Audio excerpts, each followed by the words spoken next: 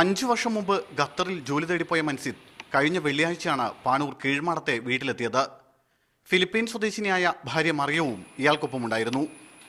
നെടുമ്പാശ്ശേരിയിലേക്കുള്ള യാത്രാമധ്യേ നഷ്ടമായ ടാബ് അന്വേഷിച്ച് ഇരുവരും ശനിയാഴ്ച എറണാകുളത്ത് പോയിരുന്നു. ഞായറാഴ്ച പുലർച്ചെ നാട്ടിലെത്തിയ മൻസിദ് ചില സുഹൃത്തുക്കളെ കാണാനുണ്ടെന്ന് പറഞ്ഞാണ് വീട്ടിൽ നിന്നും ഇറങ്ങിയത്. തുടർന്നായിരുന്നു പാനൂർ കനകമലയിൽ വെച്ച് NIA സംഘം മൻസിദ് ഉൾപ്പെടെയുള്ള 5 അംഗ സംഘത്തെ അറസ്റ്റ് ചെയ്തത്.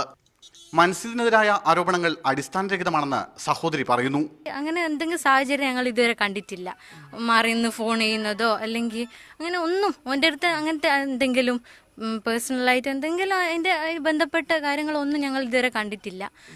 അതുകൊണ്ട് തന്നെ ഞങ്ങൾക്ക് ഉറപ്പാണ് ജിഹാദ് എന്നെല്ലാം പറഞ്ഞ് പോകുന്ന ആൾക്കാരെന്ന് വെച്ചാൽ ഓൽക്ക് കുടുംബമായിട്ട് ഒരു കമ്മിറ്റ്മെൻറ്റും ഉണ്ടാവില്ല. ഇവിടാന്ന് വെച്ചാൽ ഓനാണ് ഞങ്ങളെ കുടുംബത്തിൻ്റെ ആശ്രയം. അങ്ങനത്തെ ഓൻ ഒരിക്കലും ഇതിനെ പോകുന്ന ഞങ്ങൾക്ക് ട്രാപ്പായിരിക്കാന്ന് ഞങ്ങൾ കരുതുന്നത്.